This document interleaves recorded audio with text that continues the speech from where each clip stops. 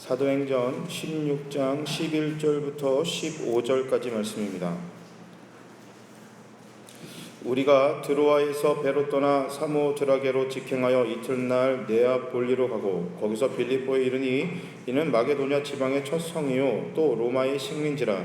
이 성에서 수일을 유하다가 안식일에 우리가 기도할 곳이 있을까 하여 문 밖 강가에 나가 거기 앉아서 모인 여자들에게 말하는데 두아디라 시에 있는 자색 옷감 장사로서 하나님을 섬기는 루디아라 하는 한 여자가 말을 듣고 있을 때 주께서 그 마음을 열어 바울의 말을 따르게 하신지라.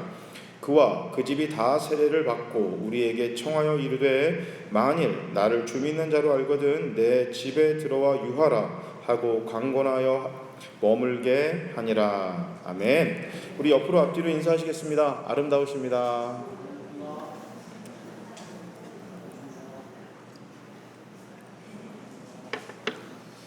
오늘은 성령의 사람들 9번째 이야기, 루디아에 대해서 한번 이야기를 나눠봅니다. 바울이 빌립보 지방에서 전도하다가 루디아라는 여인을 만나게 되었는데 온 집안이 세례를 받고 바울을 자기 집에 초청한 후 계속 머물도록 요청했다. 이것이 오늘 본문의 내용입니다.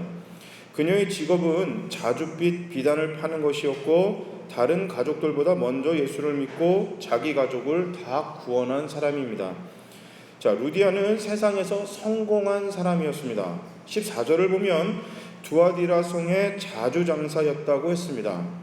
루디아는 자주 옷감을 팔아 큰 돈을 벌었다고 해석합니다. 오늘 본문에 보면 이렇게 이 루디아라는 여인이 나오는데 이 자주 옷감이라는 것을 팔아서 큰 돈을 벌었다. 자, 로마 시대 당시 여인이 장사를 해서 돈을 벌기는 쉽지 않았습니다. 이 시대 역사서에 따르면 여인이 장사를 하기 위해서는 고위 관료의 부인이어야만 합니다. 그러니까 이제 그 루디아는 그냥 이게 지금 저희가 생각하는 것처럼 그 장사 수완이 되게 좋아서 나가서 장사하는 그런 사람이 아니라 이 로마 시대의 여자가 홀로 나가 장사를 하기 위해서는 신분적으로 이미 굉장히 높은 위치에 있어야 한다는 이야기입니다. 그러니까 루디아는 이 본문에 나오진 않지만 굉장히 그 당시 고위 관료의 부인입니다. 그러나 남편이 없는 여자일 경우가 있습니다. 남편이 없는 여자일 경우에 주변 상인들의 인정을 받지 않고는 장사조차 할 수 없는 것이 그 당시 문화입니다. 그러니까 두 가지가 이제 이유가 있는 거예요. 그 당시 여인이 혼자 장사를 하기 위해서는 굉장히 남편의 지위가 높든지 아니면 그 당시 남자들로 구성되어 있는 상권에 굉장히 인정을 받는 사람이어야만 합니다. 그러니까 어찌됐든 그냥 평범한 여인네는 아니었다, 이렇게 이해할 수 있습니다. 자, 오늘 본문에 한 여자라고 루디아를 설명합니다. 그러니까 한 여자다라는 얘기는 남편이 없이 홀로 된 여인, 그러니까 이제 그 남편이 이제 사별한 그런 여인이라고 이제 우리가 해석할 수가 있습니다. 남편이 없다. 그렇다면 루디아는 주변 상인들에게 인정을 받는 여인이었다라는 겁니다. 그러니까 아무리 남편이 있을 경우에는만 그 남편의 지위 따라 장사를 할 수 있고요. 남편이 없을 경우에는요, 아무리 과거에 남편의 지위가 높다 할지라도 그 여인 혼자, 그 부인 혼자 장사를 할 수 없는 겁니다. 그러니까 어쨌든 루디아는 남편이 살아있을 때 그의 남편의 지위가 굉장히 높았던지 아니면 그가 그랬다 할지라도 루디아는 그 당시 주변에 있는 상권에 있는 사람들에게 꽤 인정받고 있었다는 것입니다. 이처럼 루디아는 세상에서 인정받는 사람이었습니다. 여러분, 자줏빛 장사는 그 당시 아무나 할 수 있는 장사가 아닙니다. 그러니까 굉장히 지금 그 루디아는 세상적으로 성공한 여인입니다. 남편 없이 홀로 설 수 없는 시대입니다. 그렇죠. 여러분, 지금하고 완전히 다른 시대잖아요. 이 당시 2000년 전에 그 로마 시대는요, 남자에게 여자가 구속됩니다. 그러니까 이 말은 뭐냐면 여자는 남편에게 속해 있어요. 남편에 속해 있습니다. 그러니까 남편 없이는 살아가는 게 만만치 않는 시대입니다. 그래서 성경에서도 이게 뭐라고 표현하죠? 너희가 어려운 사람을 도와주라고 할 때 고아와 과부를 살펴라라고 하는 것은 대표적인 상징성입니다. 그 당시 고아는 누가 없죠? 부모가 없죠. 과부는요, 남편이 없는 거예요. 그러니까 남자가 모든 시대의 우선시가 되고 중심에 있던 그 시대에는 남편이 없다, 집안에 아버지가 없고 남편이 없다라는 얘기는요, 굉장히 심각한 위기에 처해져 있는 것입니다. 그렇기 때문에 하나님은 성경에서 나는 고아와 과부의 아버지고 남편이다 라고 표현하는 것은 굉장히 어려운, 지금 우리가 상상하기조차도 어려운 아래에 있는 모든 사람들을 돌보아주는 것이 나 여호와다 이렇게 표현한 것입니다. 어쨌든 그런 시대에 남편이 없는 여인이 자줏빛 장사를 하면서 큰 돈을 벌고 그 당시에 위세를 떨고 있다는 얘기는요, 이 여인은 이 지역에서는 아주 최고로 잘 나가는, 최고로 성공한 여자였을 것입니다. 어떤 방법으로 성경에 있는지 성경에 나오지 않습니다. 왜냐하면요, 이게 정말 중요합니다. 성경에서 여러분, 성공이라는 것, 이 땅에서 성공하기 위해서 교회를 많이 다니세요. 그거를 우리는 어떤 식으로 표현하죠? 복이라고 표현합니다. 복. 맞죠? 그러니까 복 받기 위해서 참 교회를 많이 다니세요. 그래서 특히 이제 자녀들을 표현할 때, 야, 저 집사님, 저 장로님, 저 권사님, 아니면 저 성도님이 하나님께 굉장히 큰 자녀의 복을 받았다라고 표현하면 어떻게 해요? 자녀들이 이 땅에서 공부를 굉장히 잘하든가, 좋은 직장에 가든가, 결혼을 굉장히 잘하든가, 이렇게 표현을 합니다. 그러니까 세상의 성공이 하나님의 복인 것처럼 우리는 그렇게 여겨지고 그렇게 생각합니다. 뭐 마냥 틀린 건 아니에요. 마냥 틀린 건 아니지만요, 그게 전부는 아닙니다. 특히 성경에서는요, 세상에서 어떻게 복을 받고 어떻게 성공하는지에 대해서는 그닥 관심이 없습니다. 오늘 본문에도 보면 루디아가 두아디라 지방에서 자줏빛 장사였다, 한 여인. 그러니까 남편이 없는 이 여인이 두아디라 지방에서 자줏빛 장사를 했다, 이걸로 끝이에요. 이 여인을 소개를 하지 더 이상은 이 여인이 어떻게 성공했는지, 어떻게 돈을 벌었는지, 우리는 솔직히 그거에 관심이 좀 더 많잖아요. 그렇죠? 어떻게 하면 이 땅에서 성공하는지에 대해서 관심이 더 많은데 성경에서는 그거에 대해서 소개하고 있지 않습니다. 왜냐하면 하나님은 세상의 성공보다 더 중요한 것이 있기 때문에, 성경에서 이야기하는 것은 세상의 성공이 아니고 다른 성공, 다른 하나님이 기뻐하심을 이야기하고 있기 때문에 세상의 성공에 대해서는 자세히 설명하고 있지 않습니다.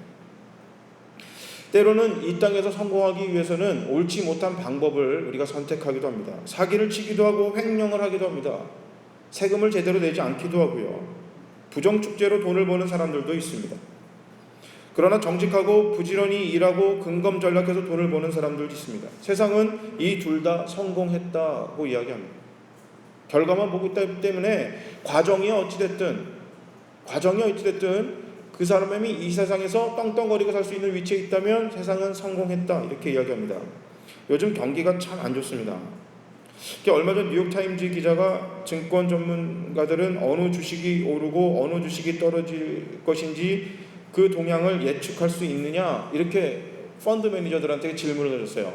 뉴욕타임즈 기자가 이제 펀드 매니저, 주식을 가지고 이제 그 업을 삼는, 그게 직장인, 주식으로 직장을 삼는 그런 매니저들한테 당신들은 어느 주식이 오르고 어느 주식이 떨어질지 그 동향을 잘 파악할 수 있습니까? 이런 질문을 던졌습니다.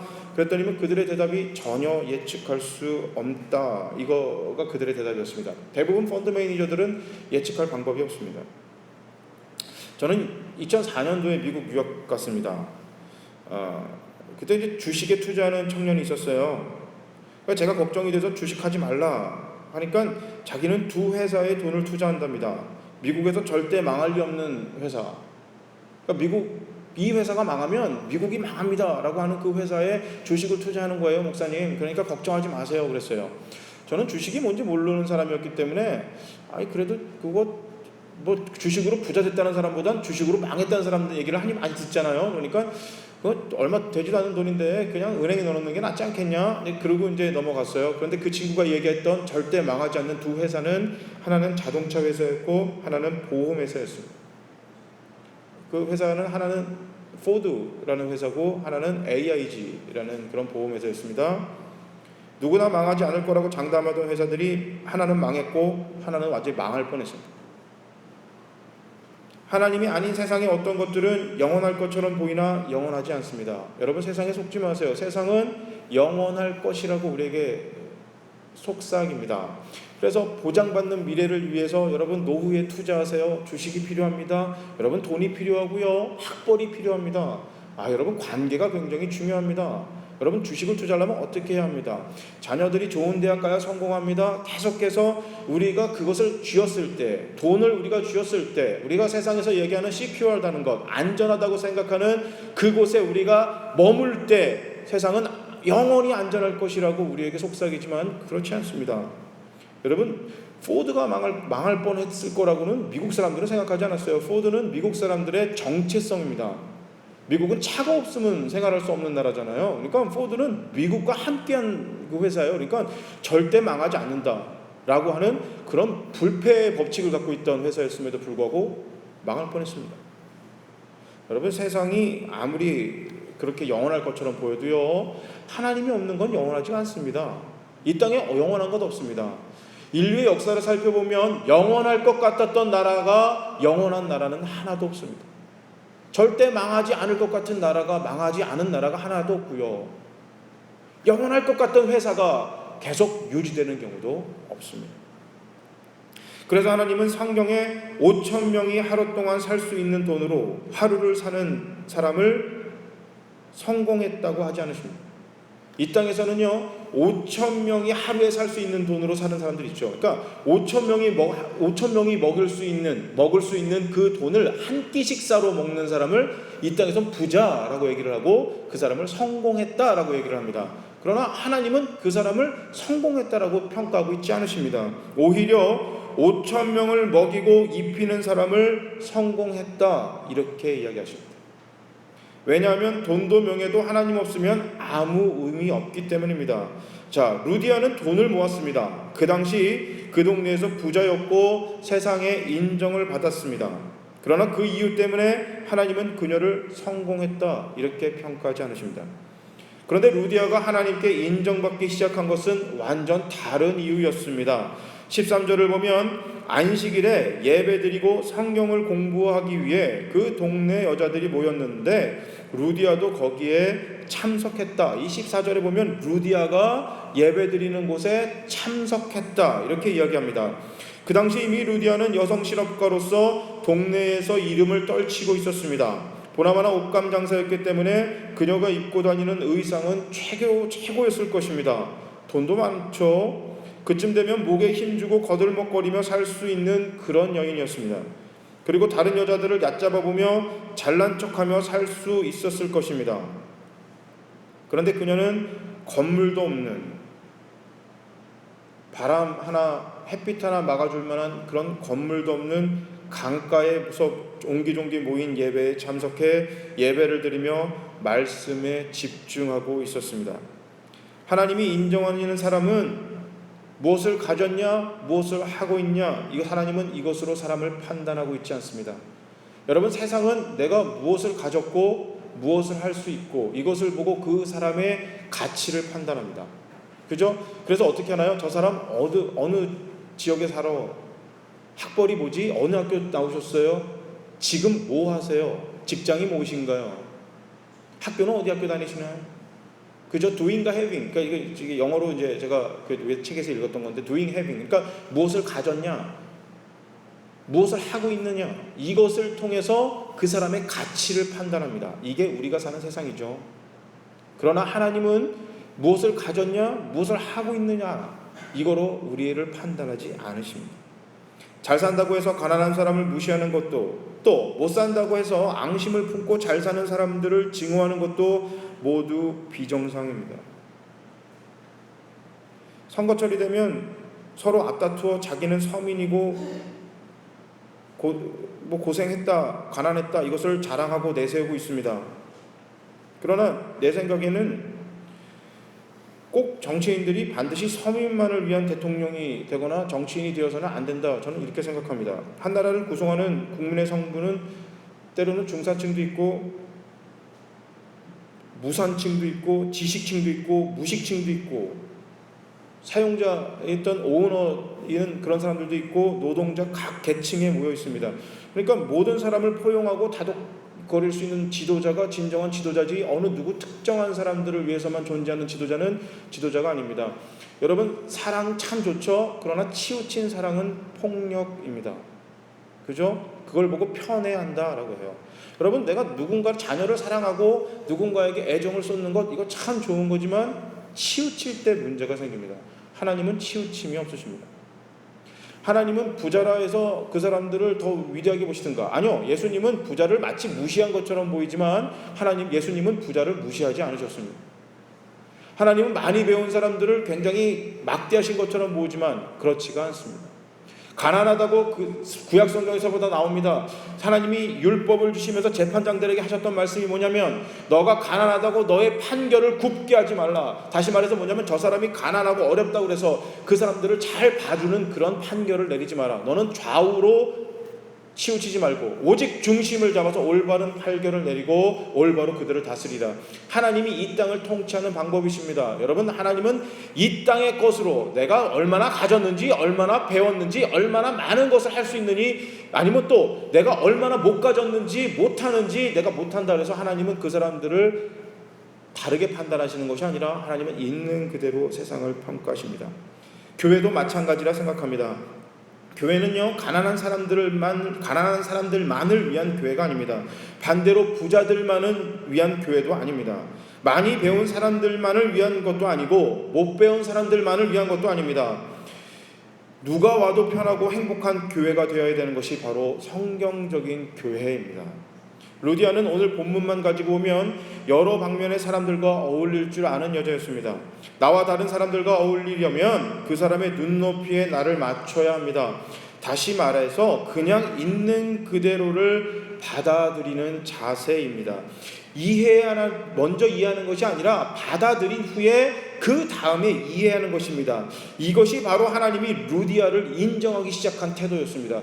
여러분, 우리는 이해하지 못하기 때문에 받아들이지 못하는 거예요. 이해하지 못하기 때문에 난 저 사람의 행동이 이해가 되지가 않아. 난 저 사람의 얼굴 표정이 이해가 되지가 않아. 나는 우리 부모님이 이해가 안 돼. 나는 우리 자녀가 이해가 안 돼. 나는 우리 남편이 이해가 안 되고 우리 아내가 이해가 안 되는 겁니다. 목사는 성도를 이해 못하는 거고 성도는 목사를 이해를 못하는 겁니다. 조금 더 가죠. 우리는 하나님을 이해 못합니다. 도대체 저 양반 왜 나한테 이러시나? 하나님 나한테 왜 이러지? 왜 이러지? 언제까지 이러기야? 계속 혼자 하죠. 우리는 하나님을 이해를 못해요. 근데 하나님을 먼저 받아들이라고 하십니다.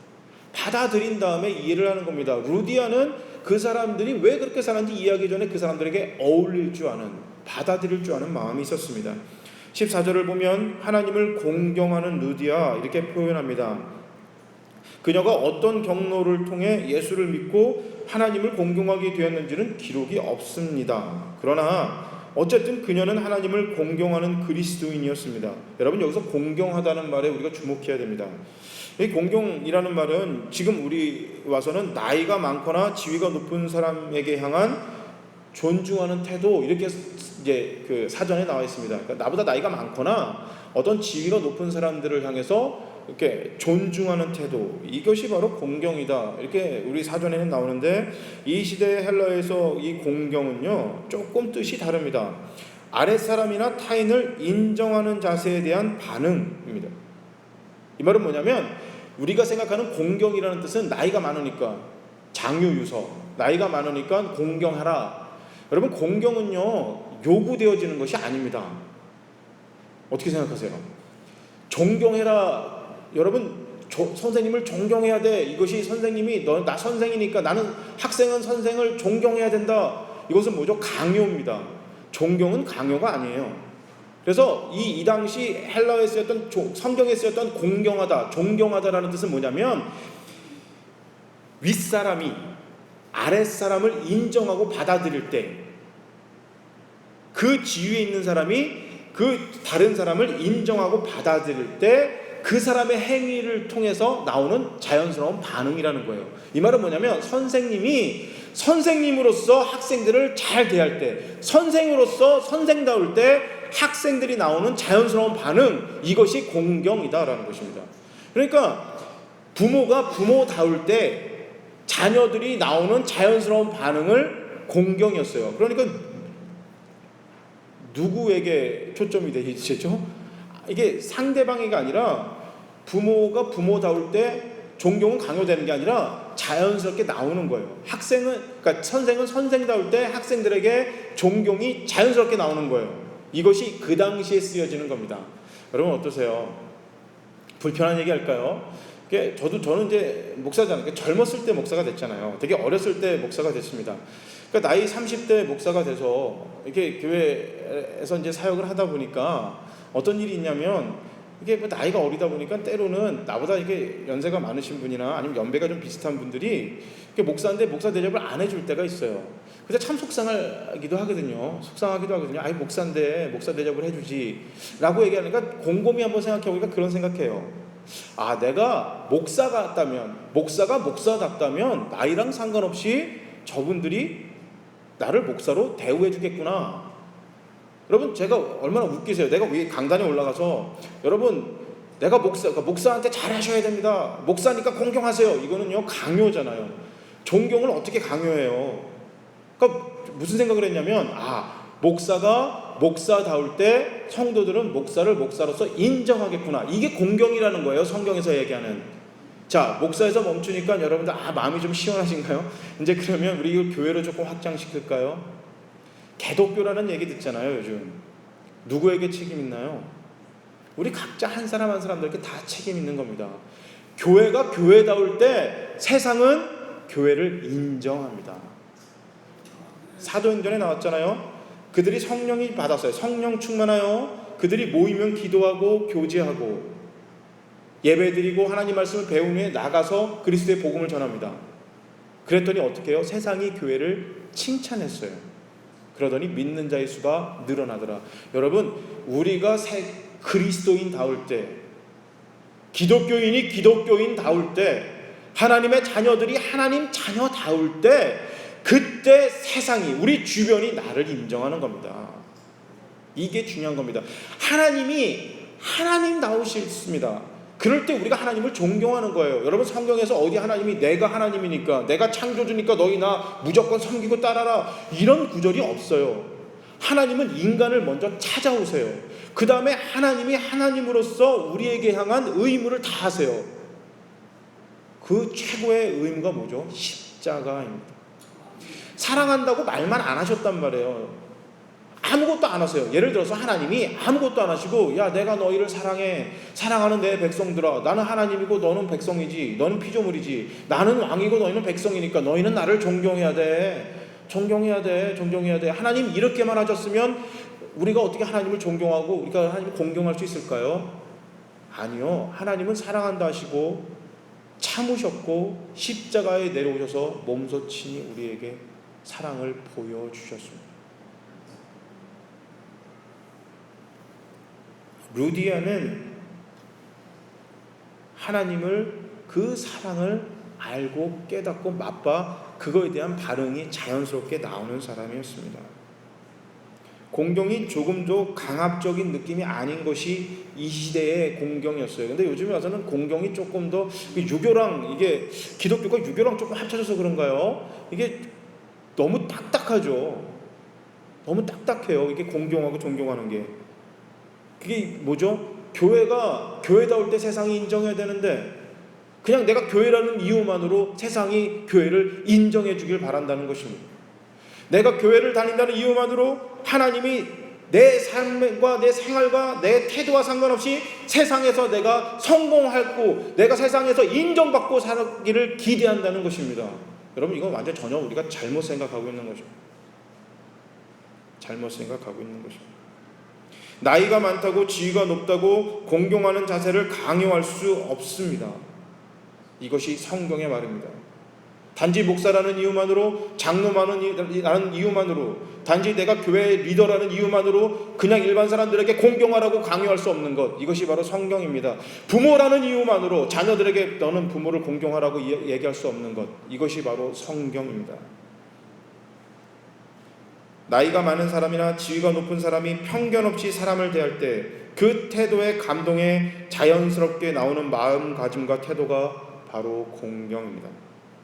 하나님은 우리를 있는 그대로 받아들이셨습니다.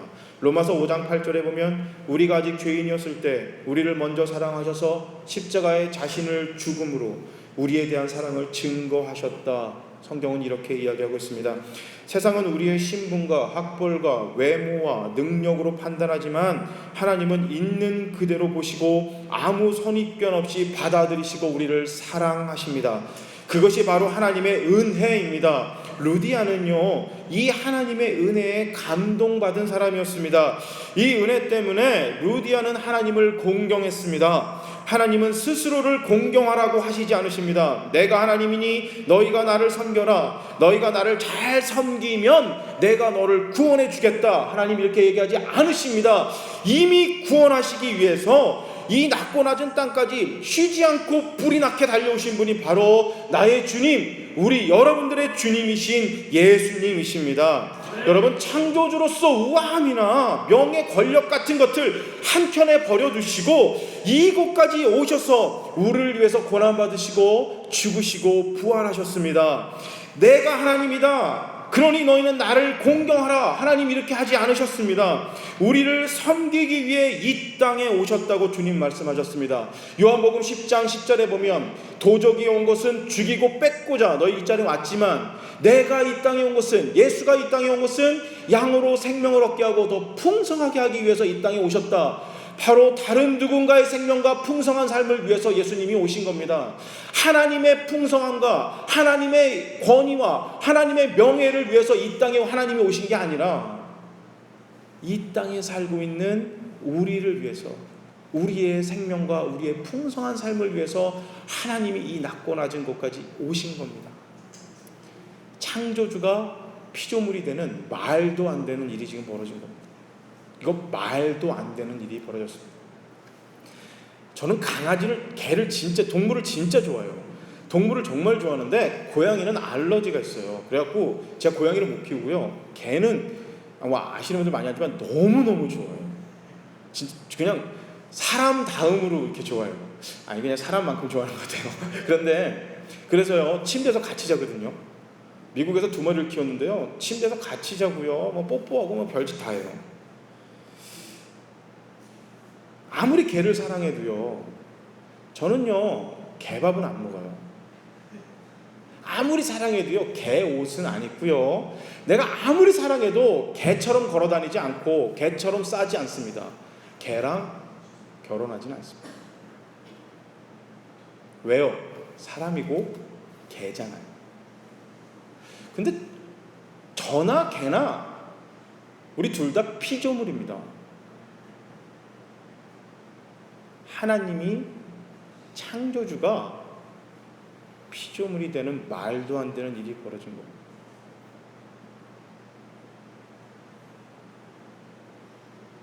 당연한가요? 우리는 문명을 만들 수 있고 미사일도 만들고 컴퓨터도 만들고 핸드폰도 만들고 로켓으로 우주를 가는 존재이기 때문에 창조주가 피조물의 인간이 되는 게 당연한 건가요? 낮아지는 것이 높아지는 것이라고 강조하시면서 섬기는 자의 모습을 예수님, 하나님 몸소 친히 보여주셨습니다.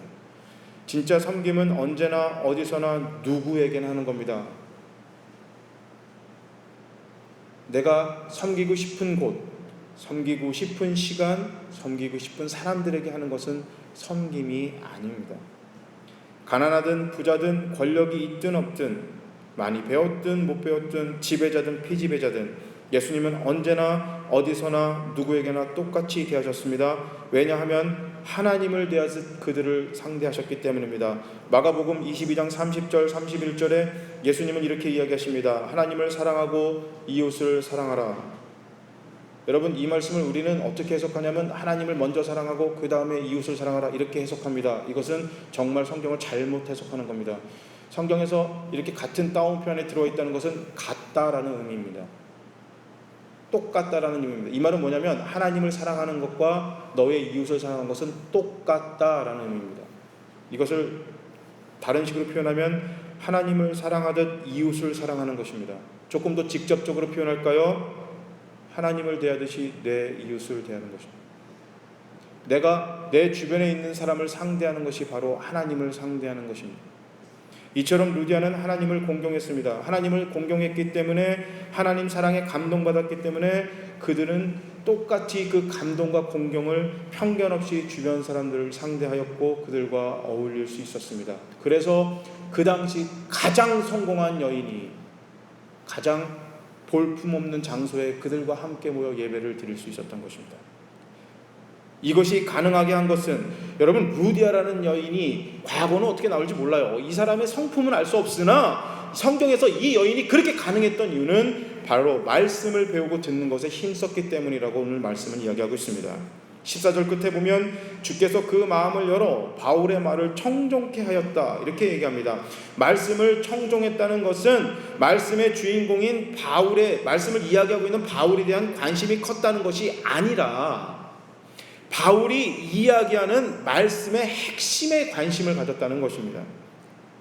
우리는 때로는 설교보다는 설교자에 관심을 갖습니다. 그렇죠? 설교보다는 설교자에 관심을 갖습니다. 여러분, 미국에 굉장히 좋은 설교가들이 굉장히 많거든요. 굉장히 유명한 설교가가 있어요.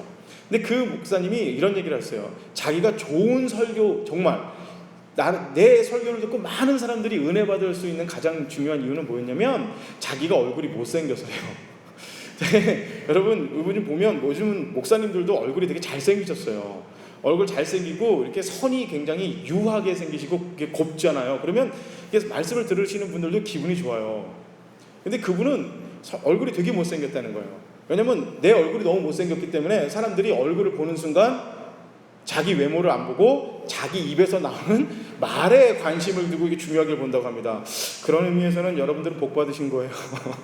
제 얼굴을 보고 목사님 진짜 잘생겼다 뭐 이렇게 생각 안 하시잖아요. 그러니까 여러분, 목사가 너무 잘생겨도 곤란한 겁니다. 근데 때로는 우리는 이렇게 설교보단 설교자의 관심이 더 많을 때가 있습니다. 물론 설교를 전하는 자가 중요합니다. 그러나 설교는 설교자가 전하는 하나님의 복음을 듣는 것입니다. 그래서 이렇게 설교하는 사람과 설교가와의 그 관계가 중요하지만 어쨌든 더 중요한 것은 설교를 듣는 태도입니다. 그래서 예수님은 귀 있는 자는 들을지어다 이렇게 얘기했습니다. 귀 있는 자는 들을지어다. 사무엘에게 하나님이 말씀하셨습니다. 그러나 사무엘이 엘리를 찾아갔을 때 하나님 침묵했어요. 사무엘아 사무엘아 불렀는데 사무엘이 계속 엘리를 찾아가는 거예요. 자, 들렸는데 엉뚱한 걸 잡은 거죠. 그때 엘리가 이렇게 얘기하죠. 하나님에게 대답해봐라. 그럴 때 사무엘이 이렇게 이야기합니다. 말씀하옵소서, 종이 듣겠나이다. 이 고백한 후에 하나님이 말씀하셨습니다. 여러분, 우리 하나님 말씀을 들을 때 설교자나 다른 거에 여러분들 집중하지 마시고 하나님께, 하나님 말씀에만 집중하시기 바랍니다. 그럴 때 우리가 여러분 예배를 드릴 때 다른 거에 집중하지 말고 하나님 말씀에 집중하셔서 하나님 말씀에 집중하지 못하게 만드는 모든 것들로부터 여러분 차단시킬 노력을 하셔야 됩니다. 좋은 마음밭에 30배, 60배, 100배의 열매가 맺는다고 했습니다. 의심 많고 내 경험만 의지한다면 내가 좋아하는 설교자만 찾아다니는 사람은 열매 맺기 어렵습니다. 이건 제 말이 아니고 하나님 말씀입니다. 마태복음 13장 18절에서 23절까지 말씀을 보면 너희는 이제 씨를 뿌리는 사람의 비유가 무슨 뜻을 지녔는지 들어라 이렇게 얘기합니다. 그러면서 좋은 마음밭, 가시덤불밭, 그 다음에 뭐 돌짝밭, 길밭 이런 것들을 얘기하면서 결국 하나님 말씀에 문제가 없다면, 말씀에 문제가 없다면 문제는 뭐냐? 너희 마음밭이 문제다 이렇게 이야기를 합니다. 그렇기 때문에 설교관은 굉장히 중요합니다. 목사는 여러분 목사를 위해서 기도하실 때 이 기도를 꼭 해주시기 바랍니다. 목사의 경험과 지식과 생각을 가지고 설교하는 게 아니라 하나님의 말씀을 왜곡되지 않게, 심지어 이 말씀을 전하는 그 내용이 목사에게 가장 불편한 이야기를 할지라도 그럼에도 불구하고 당당하게 하나님 말씀을 왜곡되지 않는 말씀을 전할 수 있는 목사가 되게 해달라고 여러분 기도해 주셔야 됩니다. 그리고 여러분은 그 말씀을 아멘하면서 잘 받아들일 수 있는 좋은 마음밭, 하나님 말씀에만 집중하는 좋은 마음밭이 되시기를 바랍니다. 자, 좋은 마음밭이 되기 위해서는 말씀과 기도로 다가서는 것밖에 없습니다. 말씀을 띄엄띄엄 읽거나 아예 읽지 않으니 설교가 귀에 들어오지 않습니다. 말씀대로 살아본 적이 없으니 하나님이 일하시는 것을 체험할 경험이 없습니다. 그러니 당연히 세상의 경험대로밖에 살 수가 없습니다. 우리가 얻어진 경험들 대부분 다 강요나 우연적인 결과물들입니다. 이거에 동의 안 하시나요? 저는 이게 맞다고 생각하는데요. 전공이나 직장, 결혼, 연애 다 마찬가지 아닌가요? 대부분 먼저 경험한 사람들의 이야기를 듣거나 오랫동안 그렇다더라 하는 말을 믿고 우리가 뒤따라가면서 체험하게 됩니다. 아버지 말씀 들어, 엄마 말씀 들어, 다 너를 위해서 하는 거야. 선배 얘기 들어, 뭐 얘기 들어. 다시 말해서 뭐냐면 이미 삶으로 살아난 사람들의 그 경험만 보고 그 경험을 벗어날 수 없는 것입니다. 그 사람들의 지식과 그 사람들의 터울을 벗어날 수 없습니다. 틀렸다는 얘기가 아닙니다. 그러나 그 안에 하나님이 없을 때 문제라는 것입니다. 왜 하나님 말씀은 안 따라 살까요? 세상에서 이것이 좋다라고 그러면 이것이 유행으로 번집니다. 이것이 몸에 좋다라고 하면 이것이 무엇을 먹으러 막 찾으러 돌아다닙니다. 그런데 왜 하나님 말씀은 우리가 찾아다니고 체험하려고 노력하지 않을까요? 그런데요, 왜 하나님 말씀은 안 따라 살까요? 아무리 오래 살고 경험을 해보더라도 하나님만큼 오래 살고 경험해본 사람이 없음에도 불구하고 왜 하나님 말씀 안 따라갈까요? 고린도전서 1장 25절에 하나님의 어리석음이 사람의 지혜보다 더 지혜롭고 하나님의 약함이 사람의 강함보다 더 강하다고 하셨습니다. 믿으세요? 믿으세요? 그런데 왜 그렇게 우리는 안 살까요? 그것은 사탄이 우리로 하여금 믿지 못하게 하기 때문입니다. 이 세상에 살기 때문에 이 세상의 것에 더 우선해야 된다고 우리를 속이기 때문입니다. 속지 마셔요. 그것은 다 거짓입니다. 하나님 없으면 모든 것 다 헛것입니다. 세상은 하나님이 있어도 세상을 못 가지면 실패했다 이렇게 이야기합니다. 사탄은 태초부터 잘 써먹었고 성공했습니다. 보암직도 하고 먹음직도 하고 지혜롭게 할 만큼 탐스럽고 세상에서 성공이라고 할 만큼 그런 것들로 우리를 유혹합니다. 이것만 가지면 하나님이 없어도 살 수 있다고 우리를 꼬시깁니다. 성공했습니다. 창세기 3장에 성공했었고 그 방법을 들이밀면 누구나 다 넘어졌습니다. 넘어가면 안 됩니다. 넘어가서 이렇게 우리가 고생하는 겁니다. 여러분 태초에 그거 안 넘어갔으면 우리가 이 고생 안 할 건데 그거에 넘어가서 지금 우리가 이렇게 고생하는 겁니다. 하나님을 버리고 세상을 택한 세상은 하나님을 버리고 세상을 택할 때 영원한 욕심과 전쟁의 세상에 살아가는 것입니다. 먹어도 가져도 입어도 만족함이 없습니다. 그럴 수밖에 없습니다. 왜냐하면 하나님은 우리를 천하보다 귀하게 창조하셨어요. 우리를 천하보다 더 크게 귀하게 창조하셨기 때문에 세상에 어떤 것을 잡아넣어도 넘치지 않는 것입니다. 그러게 만족함이 없는 것입니다. 우리가 만족할 수 있는 것은요, 우리보다 더 큰 것을 집어넣을 때, 그때 우리는 그때야 만족할 수 있는 것입니다. 그게 뭐죠? 유일한 것 하나밖에 없습니다. 하나님입니다. 만족이라는 것은 차고 넘칠 때 가능한 겁니다. 천하는 우리보다 크지 않지만 우리보다 큰 것은 유일하게 하나님이시기 때문에 하나님이 우리 안에서 흘러넘칠 때 그때 우리는 만족합니다. 이것을 성경은 성령 충만이다라고 합니다. 내 안에 하나님이 넘치는 겁니다. 하나님의 생각이 넘치는 거예요. 하나님의 의지가 넘치는 겁니다. 하나님의 감정이 넘치는 거예요. 나는 여전히 돈이 좋아요. 나는 여전히요, 싫은 사람은 쳐다보기도 싫어요. 난 여전히 세상의 성공이 좋은데, 그런데 그 내 생각이 나오기 전에 하나님의 생각이 흘러넘치는 거예요. 이것이 바로 성령 충만입니다.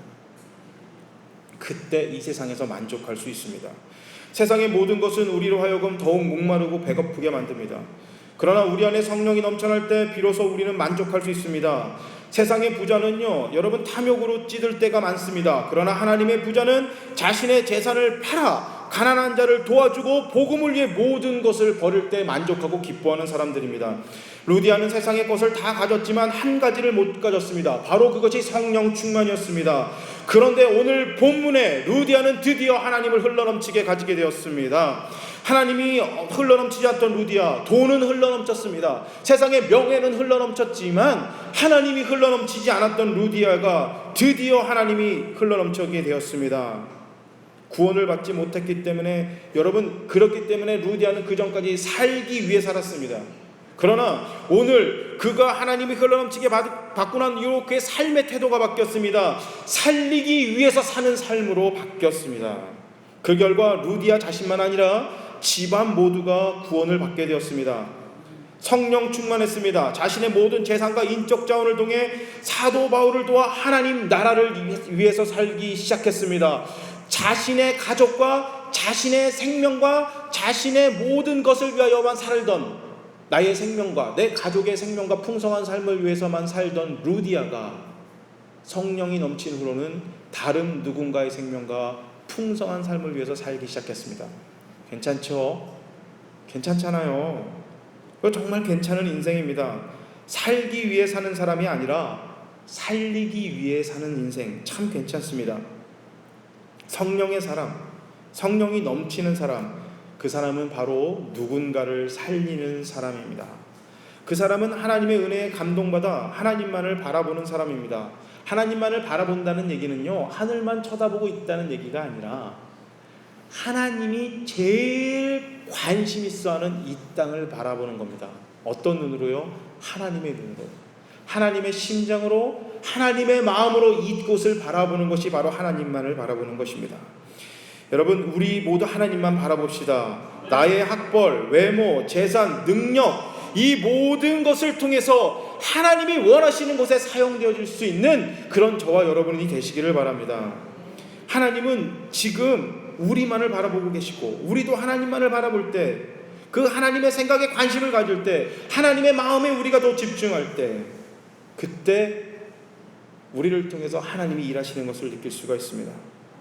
하나님은 나뿐만 아니라 내 주변을 나를 통해 살리시기를 원합니다. 처음 듣는 얘기 아니죠. 성경에 이미 다 나와 있습니다. 그러나 하나님은 하나님을 바라보고 하나님의 뜻을 구하는 사람에게 하나님의 뜻을 알려주시고 하나님 함께 일하심을 보여주십니다. 인격적이신 분이시기 때문에 여러분, 내가 원하지 않으시면, 내가 원치 않으면 하나님이 일 안 하십니다. 여러분, 내가 누구에게 전도를 해야 할지 주님이 알려주실 것입니다. 여러분, 기도하는 사람이 됩시다. 상황과 상관없이 기도하는 사람이 되시고요, 조건과 상관없이 말씀을 즐거워하는 우리 모두가 되시기 바랍니다. 그럴 때 여러분, 기도하실 때 하나님, 누군가를 살리기 위하여 성령이 주님께서 내 안에서 흘러넘치게 해 주시옵소서. 그럴 때 우리는 더 이상 살기 위해 사는 것이 아니라 살리기 위해 살게 될 것입니다. 저와 여러분이 이 땅을 살아갈 때 더 이상 살기 위해 사는 사람이 아니라 다른 누군가를 살리는, 다른 누군가의 생명과 풍성한 삶을 위해서 오늘 루디아처럼 살아가는 저와 여러분이 되시기를 주님의 이름으로 축복합니다. 아멘. 우리 함께 기도하실까요?